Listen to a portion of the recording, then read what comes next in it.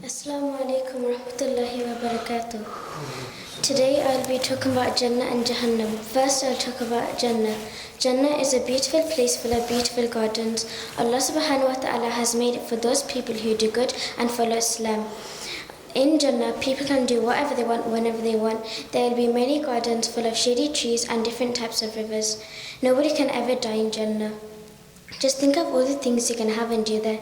You can have a flying car or even fly yourself. You can have a chocolate river that goes to your bedroom. You can even do lots of amazing things like bouncing off a very high mountain and bouncing all the way back up.